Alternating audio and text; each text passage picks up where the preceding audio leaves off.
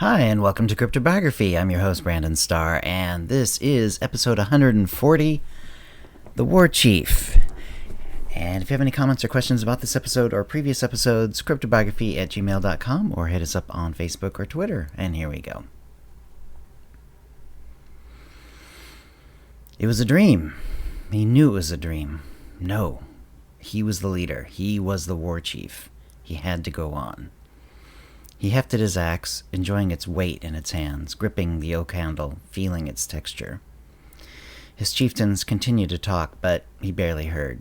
He knew the plan. The enemy was coming into their valley. They had numbers. They had to be stopped before they finished entering through the pass.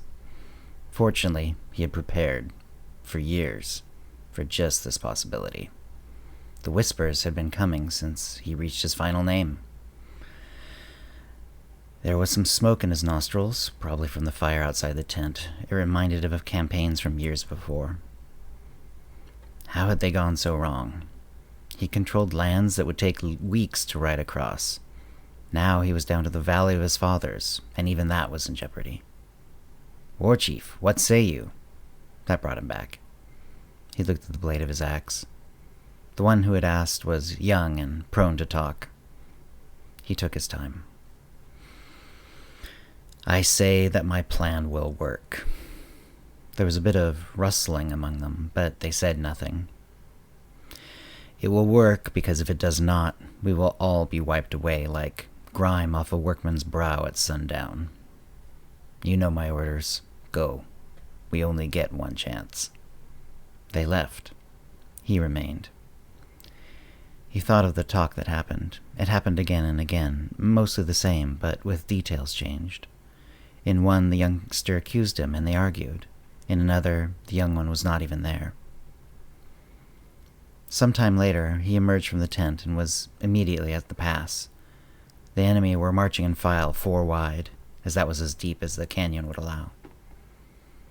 He gave the signal, and immediately a loud pang echoed. Rocks had been released, some as small as a melon, others larger than a horse, all along the canyon. They picked up speed as they rolled and started to bounce, free falling toward the enemy below. The enemy soldiers, who had looked up as one at the initial noise, panicked. The rocks fell among them, smashing heads, crushing horses, even glancing blows, ripping arms open or crushing knees. The enemy screamed and yelled.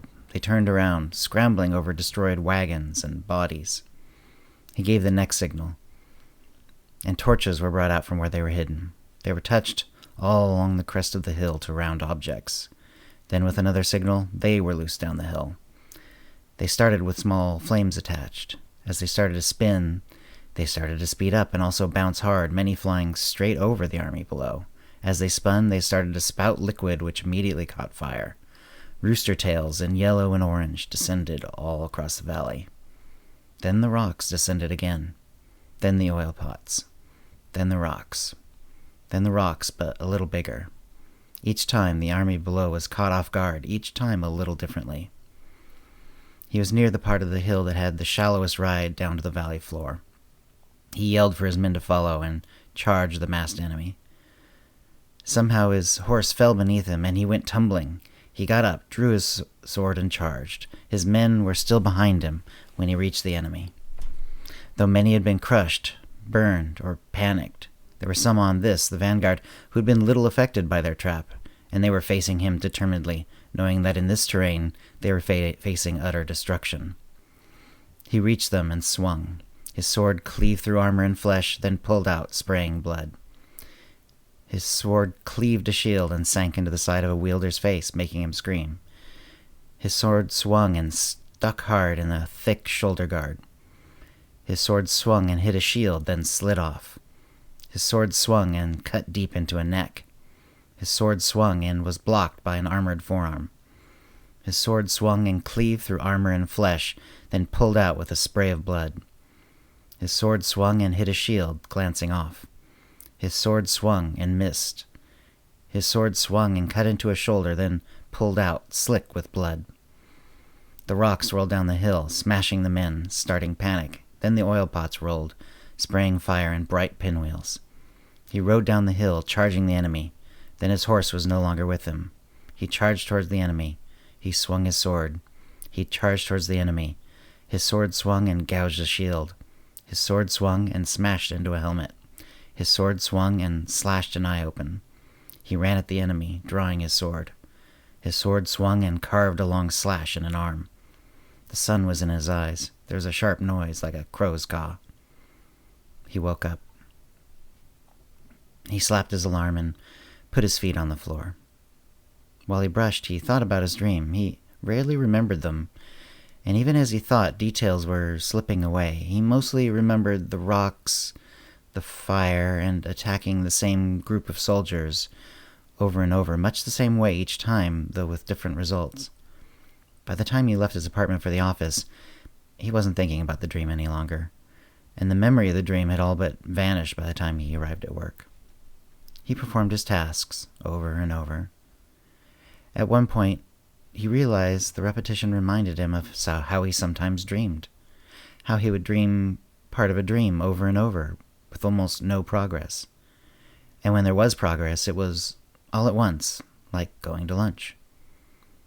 And then he remembered the dream. It had faded, but some detail in the drab office around him reminded him of his dream. He took a moment, remembering what it was like to fight, to attack, to defend his land, to try to turn the tide after losing so much. And then he wondered why he was doing what he was doing.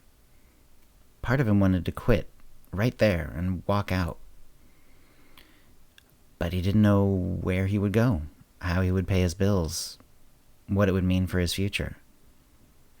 He went back to work, but in his mind, his arm was swinging a sword over and over into some unknown, unknowable enemy that was also a part of himself. And that's the story. I hope you enjoyed it. If you have any comments or questions about this episode or previous episode, CryptoBiography@gmail.com, or hit us up on Facebook or Twitter. I don't always talk about the stories, especially like right at the end of the episode or anything like that. I just wanted, but this time I actually had a process where the story sort of came about. I was actually struggling early in the week to write, and I was sort of writing something that felt very much like something I wrote previously, and you could say how it connects and whatever, and that might be interesting, but it just wasn't working for me. And then it sort of, and you can see it sort of went right into this story. I sort of thought about how I dream and how it, the way I tend to dream, it does tend to repeat in this sort of slightly variated, but also incredibly repetitive way. And then I thought about how, the old adage about how stories can't end, where you wake up and it was all a dream. And I thought, well, why is that? And well, the reason is because it takes away the whole point of the story. Whatever happens in the story, no matter how cool it is, if the person wakes up and it was all a dream, it just takes away any importance of the dream. So I thought, well, what happens if you make the dream important? What happens if the dream is the story? And the fact that it is a dream is a story, as opposed to it being a cop-out at the end. So, and I sort of took those couple of ideas and I sort of put them together and then kept developing it from there. And I'm really happy with it, actually. I hope you like it. Obviously, it's a little weird to be crowing about my own writing, but I enjoyed writing it. I think it's pretty good. I hope you enjoyed it. If you did, let me know. CryptoBiography@gmail.com, or you can hit us up on Facebook or Twitter. And thanks for listening. Words and music, copyright 2020, CryptoBiography LLC, all rights reserved. Characters and events are fictional, fictionalized, or satirical.